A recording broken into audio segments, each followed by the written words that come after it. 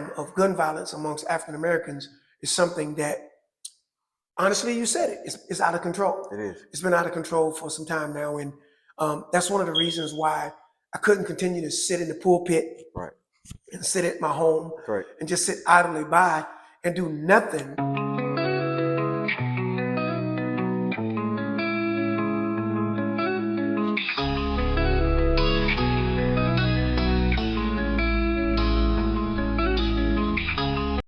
Thanks for tuning in to the J.L.W. podcast. If I said it before, I'll say it again. We need to pull together. I have a special guest here with me today. He's a father, a husband, a grandfather, educator, a counselor, a bishop of the church, and a friend. He lives right here in the big town of Atmore. I present this honor and introduce the others. Bishop Bernard Bishop. Did I get you right? Yes, sir. Blessings on you, my friend and brother in the laboring in Christ. And to those that are viewing this podcast today, we bring you greetings from Destiny Worship Center in Atmore, where I have the esteemed pleasure to serve as senior pastor. How long have you lived in Atmore? Justin, I've lived here pretty much all my life, excluding 4 years. I graduated in 1990, and I went off to serve our country, the United States Army, for 4 years. After those 4 years, unfortunately, I had planned to make a career out of the Army, but my parents both got sick, very ill. My father had a massive heart attack, and my mother, broke her back, and all this was simultaneous at the same time. And so, doing the right thing as a son, I came home to take care and serve my parents. So it was a 4-year brief stay in the military. I loved it, but God had a bigger plan for me to come back to the city of Atmore. How long have you been pastoring here in Atmore? I've been pastoring 9 years here in Atmore.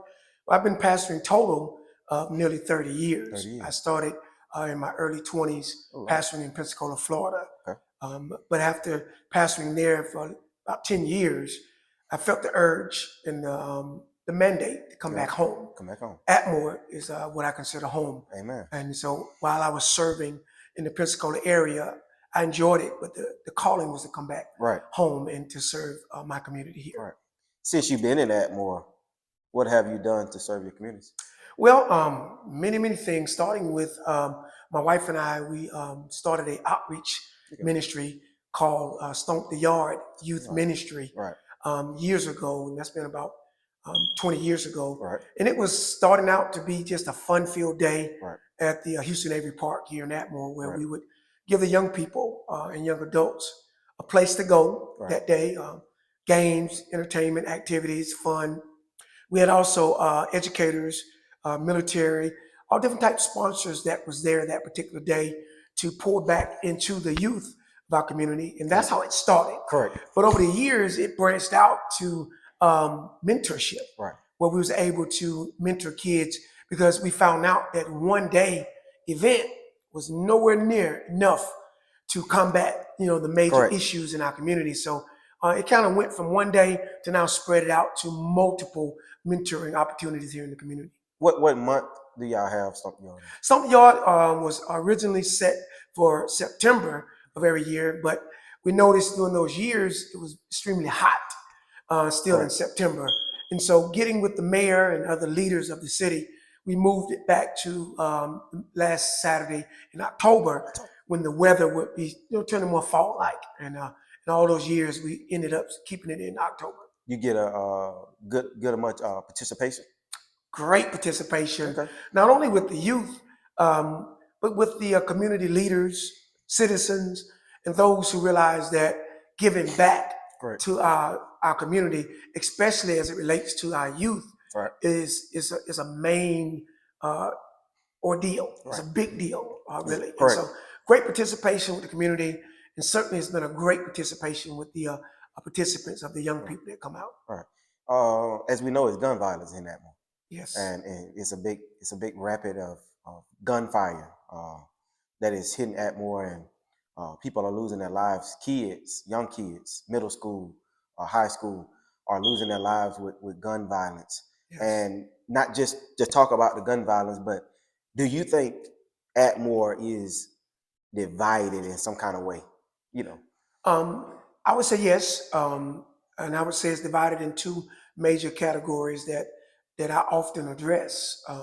First of all, we're divided racially. Right. And then we also have a spiritual divide. And I'll briefly elaborate on both. Right. Racial division is the elephant in the room.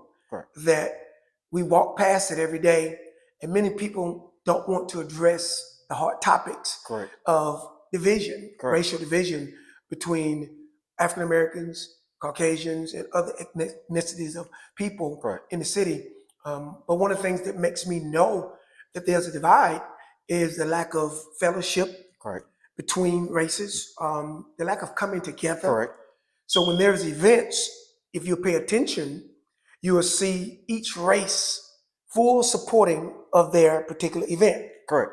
But you don't see the mixing of support. No. And so to me, that is the number one indicator that there is a division there. Because if it wasn't a division, whenever there's something good going on in the city, correct, whether it's by a white organization or a black organization, you would see the coming together. And so we don't see that. So, and I'm just one of the people that's not afraid to call a spade a spade. Correct. Call it what it is. So there is a racial divide. What is the stemming of it or the foundation of it? That is a hard question to really answer. Why? Since we were kids, it was there. Correct. My parents talked about it before I was even born. Okay. They said it was there. Right. And now that I'm a mid-age, 55-year-old citizen in the city, correct, the majority of my life here, it is still existing. Correct. And so I really don't know exactly how it got started, but I do know that it still exists. And coming together is going to be one of the ways to stop it. I see that you have a meeting with one of the, and I'm going to just say it, white pastors, because I don't know his name, but I looked at the video. Y'all was standing by the tracks. Yes. And back in the day when I was growing up, and I know, as you say, you was growing up and then your mom growing up, it was always a white folk side and a black folk side. Yes. In that time period of y'all coming together, because I know you preached at his church on that following Sunday. Yes. What are some things that y'all have come together with to bring, again, and it's just simple, white and blacks, yes, together, from saying this is the white folk side and that's the black folk side, because everybody's, white folks stay on this side and black folks stay on that side, so it's like equal. Right. So what kind of conclusion have y'all come up with? Or you and some other organizations in that more? What have y'all come up with to bring unity to both sides, so we can stop saying white folks part and black folks part? Correct. Well, meeting with that particular pastor that you mentioned, we talked extensive for weeks on end about the division amongst races. Right. And what we ultimately came up with is it was time out for talking. Right. We've been talking for years with no action. Correct. And so me being a practical action step type pastor, I don't believe that a solution can happen if you don't practically put it in place. Correct. And so what we've been able to decide to do is actually pin on the calendar a fellowship opportunity between his church and my church. And what we did, we pulled out both calendars right then and there. We looked at the next available date, circled it on the calendar, and that's how that fellowship began. That he came to minister to my church. We call it pulpit swapping. Pulpit swap. That's pulpit what it swap. On any random Sunday, without the members of the congregation knowing, I would be the guest speaker along with my congregation. Right. Would just go on a Sunday morning. Right. During our service time. Right. Right. And fellowship with their ministry. Right. And then vice versa, their church with him would come at a specific date that him and I circled. And he would come to my church, him and his congregation, and he would preach. Correct. And his praise team would mix with my praise team, and they would sing songs together, and the congregation would worship together. Okay. And that's how we decided that change would begin, by practically putting something in motion other than just creating more rhetoric of conversations about what need to be changed. Correct. And continue to stand at a divided line. Correct. And nobody cross it. Right. So we decided, let's be the two to cross the line instead of talking about it. Correct. We know that Martin Luther King birthday just passed, and we know there was some gun violence there. I don't know too much about it. I heard from local people, citizens of Atmore, that had nothing to do with Martin Luther King birthday. Correct. But again, it happened, and 2 people got shot. Don't know the 2 people, but they did get shot, and it wasn't just handguns. It was AK-47s, and then they're using the extended clip up on the pistols. So they really, to the point, is then got really uh, really terrifying just even to walk the streets, because these are young kids. We're not talking about 40 and 50 years old. We're talking about 18 to 20 years old. You know, outside, late nights, smoking dope, drinking, all these different things. And parents, at the end of the day, we don't know where they are. We know that you're in the schoolhouse. Matter of fact, you have been to my school several times, and you said you have made a big impact with the kids. Can you elaborate on some of that? Certainly. But before I get to the schools, let me back up and touch on what you just mentioned about the MLK Celebration Day and the gun violence that took place on that day. Because I've been hearing a lot of negativity from different entities concerning that day of celebration that ended with gun violence. Correct. As if those 2 events was directly associated. Correct. Which in reality they're not. No. The shooting happened on the day of MLK parade and celebration, but it was just another day of senseless gun violence. Correct. That's been out of control in our city for a few years now. Correct. And so haphazardly, that particular shooting happened on the evening of MLK celebration. So I think it's kind of sad for different groups to say, because it was African Americans that was alleged and was a part of the shooting, or being alleged to be a part of the shooting, that is associated with blacks and MLK. Correct. That day is a day that is sketched in the history books and will always be remembered for a great man. Correct. That did great work for our nation, and not just for black people only. And so that particular crime of gun violence amongst African Americans is something that, honestly, you said it, it's out of control. It is. It's been out of control for some time now, and that's one of the reasons why I couldn't continue to sit in the pulpit and sit at my home and just sit idly by and do nothing to try to curb or curtail some of this gun violence. And so I decided we organized an organization called Community Call to Action, Put the Guns Down. And that organization was formed about 8 months ago. And it's not a religious group, because many of the participants and the members of this Community Call to Action movement are from all walks of life in the community. We have blacks, whites, Indians, Hispanic. We have people who are regular church attendees, and we have people that don't frequent church at all, but they care about the future of our city, the safety of our future, and the senseless violence that's taking place at the hands of young people.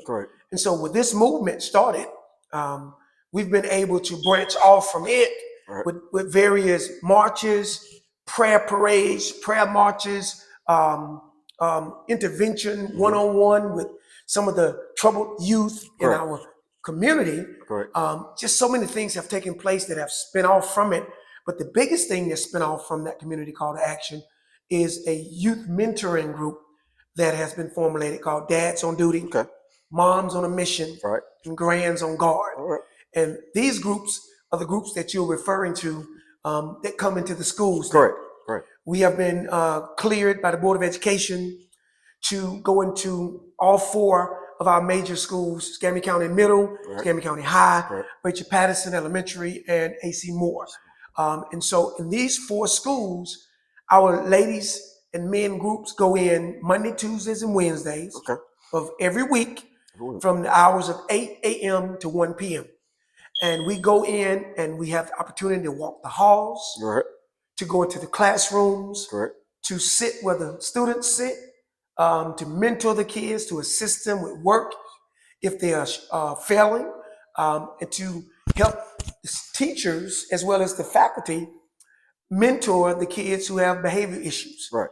And so it's basically, again, another on hands, practical approach, not talking about the problem in the school, but actually going in the school. Going inside. If you want to know what's going on in the school, you got to go to the school. Got to go. And that's what this organization has done for the last 8 months. When we went in, most 4 schools had a lot of behavior issues, truancy issues, absenteeism with the kids not attending school regularly, skipping class, hanging in the restrooms, doing things. But since our groups have been going in, this rate, based on the principal's reports to us, the teachers' reports to us, and the Board of Education members, as well as our school superintendent, are letting us know the rates are dropping tremendously on all of the negative, and the positive test scores, attendance, truancy, all of these numbers are going up to the positive.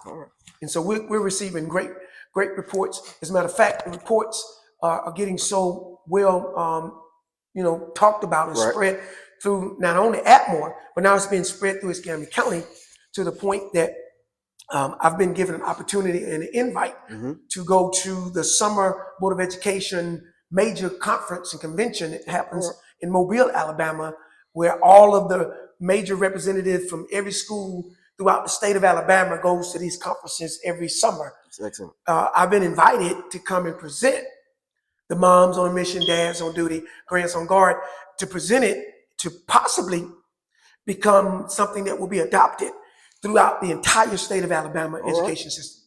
So it's working. It's working. It's working. If it wasn't working, these opportunities wouldn't come about, and the type of reports that we're getting would not happen. And even meeting with our former chief of police, former Chief Brooks, during the time when we first started this movement, after about 4 months of doing it, the violent crime rate as it relates to guns and young African-American people with gun violent crimes had dropped about 45% after 4 months of the initiative. That's along with partnering with law enforcement and community leadership. Okay, so it wasn't just only what we do, but it was partnering and all of us coming together with the new initiative that we saw 45%. And over the last 4 months since then, so about 8 months into it, with our new chief of police that has came in, the new reports just came out about 3 weeks ago that violent crime is now down 65% in the city of Atmore. And so within just 1 year, or less than one year, we've seen a 65% decrease of violent crimes in the city of Atmore, Alabama. So it's actually working, and it's pulling together, and you're drawing more people and more towns to come together, so y'all can actually work together, not just in Escambia County, but in other counties. Work together to try to push this dads on duty, moms with a mission. What's the other one? Grandparents? Grands on guard. Grands on guard. Push it in every school. Because I'll be honest with you, I have learned that we have took prayer out of school. And I told a person, they said, well, we done took prayer. I said, we haven't took prayer out of school because, you can pray for your child before they go to school. And then we got some teachers that know how to pray. So we really haven't pushed it out. We just ain't got lazy of praying and making excuses that, hey, this person, that person, then ban prayer out of school. But when I was in school, 2010, 2007, we did have prayer in school. Like, we actually had someone come up to the door and everybody surrounded the flag. And they used to pray around the schoolhouse. They used to pray around the schoolhouse.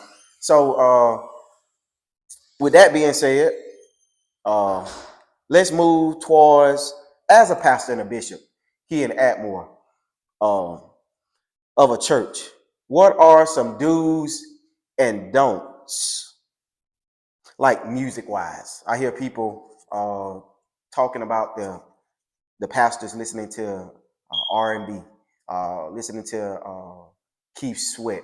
What can you tell the people? And these are not really, to me, they're supposed to be saved people, but then we got some folks on the streets as well that says the same thing. You don't supposed to be listening to that, and you don't supposed to be riding to that, or you don't supposed to be dancing to that.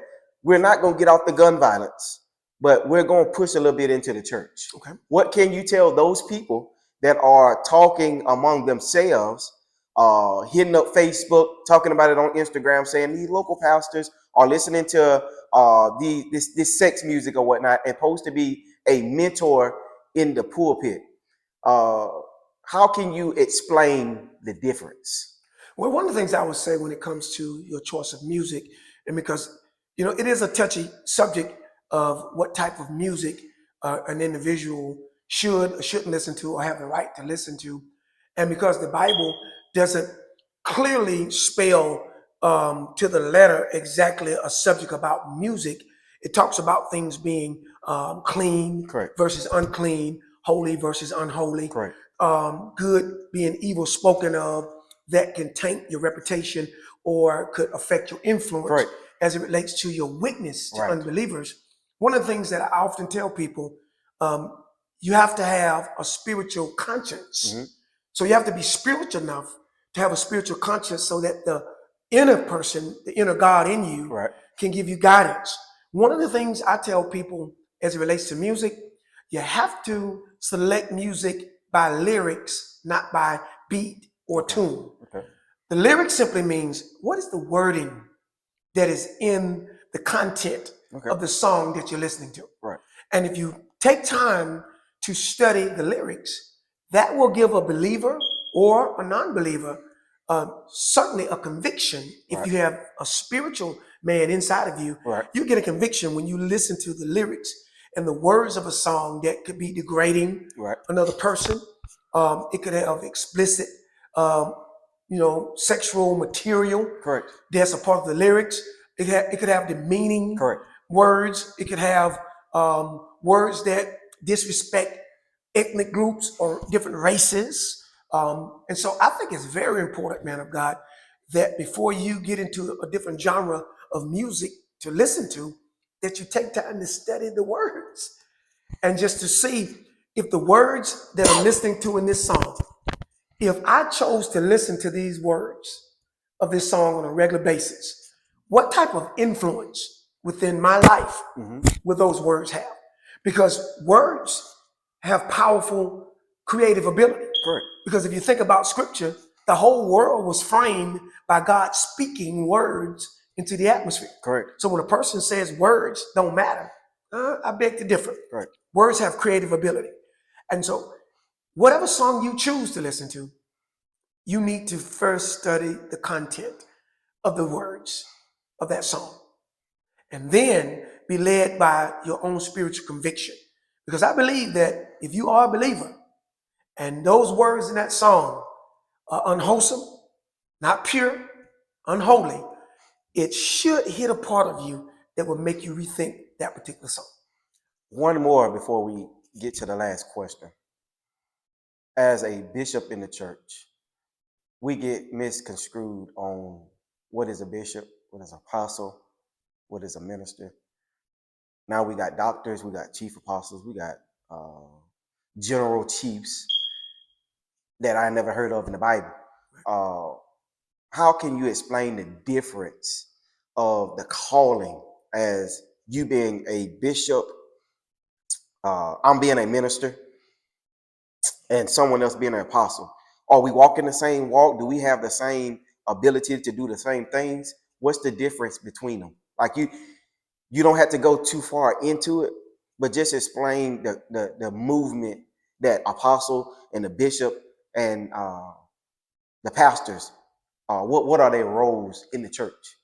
Well, a bishop is an elected office. It is not one of the biblical appointed offices that we study in the book of Ephesians. The book of Ephesians give us the biblical offices that God set up and left in place for the perfecting of the saints, the edifying of the body of Christ. And so we know that the apostle, the pastor, the teacher, the evangelist, and the prophet, these make up the fivefold offices that God himself left in place. The bishop is an office that many organizations throughout history have created an office of bishop, elders, and different offices like that. And these offices, through my time of studying are offices that help govern an organization. It's almost like an administrator or a supervisor to a company. But it's not a biblical office, but it is an office that has been selected. And in many organizations, there's so many different type governing offices that's not a part of what Ephesians actually listed out, but nonetheless are effective. But it's just an office that helps oversees ministry operations. It helps supervise. It helps to govern, and basically it helps to enforce whatever church mission, guidelines, or operational works that that organization set. That bishop is an administrator to help those offices continue to work effectively, just like a supervisor on a job. Last but not least, again, it's closing time. Okay. We want to thank you for coming on. It took a while to get to this point. Again, your schedule is tied up, as we can see. Certainly with you working in the community, not only in the community, in the church, and not only in the church, in the schoolhouses. And then, as we can see, you're working in every different town. You done start moving out and branching out, and people are starting to call on you for help. What can you tell the people here in Atmore? Because this is going to go farther than Atmore. But what can you tell the people in Atmore? Because you say you moved back from Pensacola to come to Atmore to set up a foundation that would do the great works of God for the people. Because you're not worried about yourself. Right. We done had many conversations. You say it's not about you. Right. It's about the people. And what can you tell them, or what encouraging words can you give them? Excuse me. Can you give them to say, look, put down the guns, pick up a basketball, pick up a football, come to church, go out of town, go to the movies, go somewhere, do something besides sit there and advocate yourself on different kind of music that's talking about gun violence, sex, all these different things, because it's rapid. Right. Babies having babies. Correct. Young folks picking up guns, doing all these negative things with it. What can you tell the people here in Atmore? How can you encourage them to not only stay strong, but continue to live? Live. What can you tell the people? I would just first of all say it's time out for us sitting back, number one, doing nothing, and becoming comfortable in a neutral, stagnant position, watching the handful of people that decide to get out and get busy to make a difference. I would just challenge Atmore to see a need, because I know you see it as you ride down the streets of this community, in this town, every day, going about your business, as you're going to work, as you're going to church, as you're going to the stores. You see what I see. We all see it. As you interact with your children or the neighbor's kids, you're hearing it, you're experiencing it, you're seeing it in the news, you're seeing it in the newspapers. And so what I would say is, let's all find a need and address that need directly, practically. We've prayed enough. Correct. We've talked about it enough. Correct. We stood at the line of division, correct, wondering who was going to be the first one to have enough courage to step over the line. And all we sit back and do is judge what we see on the other side of the line, because all we're used to is operating on our side of the line. Correct. Let's get busy. And you may think that a little bit doesn't matter, but a little bit from you, a little bit from me, a little bit from Justin and correct, all those that are viewing, if you think about it, a little bit becomes much. correct, The Bible says when it's placed in the master's hand. And I would rather have a croaker sack filled with quarters once a month for the rest of my life than for you to give me $100,000 at one time. No. And most people will probably listen to that and say, why in the world, that $100,000, man? It's a lot. That's a lot of money. A lot of Give money. me that. But if you think about a croaker sack filled with quarters once a month for the rest of your life, you may not think that's a lot, but when you actually dump a croaker sack out full of quarters and see that you have $5,000 or $6,000, maybe $10,000 then you would begin to realize, wow, if I can get $5,000 every month for the rest of my life versus getting $100,000 one time, then you would realize that's the better option. And that just shows you how putting a little together, what it turns out to be big in the end. So I use that analogy to challenge somebody that's viewing this podcast, that your little bit with my little bit, their little bit, his little bit, then we can make a big difference in our community.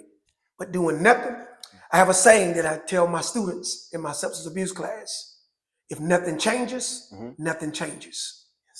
And that's the word that I'll share with all of you that are viewing. Get busy. And if you don't know what to do, get with a person like myself or other civic groups or ministers or other pastors that's doing something. And we'll give you some suggestions. But ultimately, if you'll pray and sincerely seek the master's face, God will give you a vision. He'll give you a mandate. And every mandate might not be the pulpit. Because what I found out in my 30 years of service, the greatest work is not in the building, not in the pulpit, but it's abroad. Christ did his greatest work, Justin, abroad, out in the field, not in the synagogue. So stop being comfortable. Leaders, I challenge the leaders, the pastors, community business owners. I challenge all the leaders that's watching. Stop being comfortable in your sealed houses and stop being comfortable hiding behind the pulpit. Take some time to get in the community, because the harvest is truly ripe. But the Bible said the laborers are few. Pray ye unto the Lord of the harvest, the Bible says, that he may send laborers into the vineyard. That's my final closing challenge to this community. Let's get busy, because the harvest is truly ripe. We want to thank Bishop Bernard Bishop. He has Bishop in the front of his name. He has the Bishop at the end of his name. And I just like to call him as his name is set up. And then we do like to thank Bishop North for allowing us to use his building for my first interview, the JLW podcast. We want to shout out to all the leaders that's out there, all the young kids, young adults that are watching. Again, Bishop said, put the guns down, pick up something, pick up another activity to do, find something better to do. Schools nationwide, Bishop said he's ready, he's willing, him and his partners, him and his co-partners, him and Atmore are ready to branch out and spread the good news. It's not all about church, but God is in the forefront. And when God is in the forefront, things can happen. As me being a minister for 7 years, I have seen a lot that Bishop has done and has approved here in Atmore. And we want to say congratulations. My mom always said, give you your flowers while you yet live, because when you're dead, you can't see them anyway. Again, we do like to thank you. We'd like to thank your church family and everyone that is going to tune on this podcast. Again, we love you. We love you. We love you. There's nothing you can do about it. And this is just part one. Bishop is coming back for part two. Again, may God bless you and keep you is our prayers. It's gonna prevail. Tell your neighbor you gonna overcome it. You gotta fight, but you gonna win. You gotta struggle, but you gonna win. You gotta face the giant.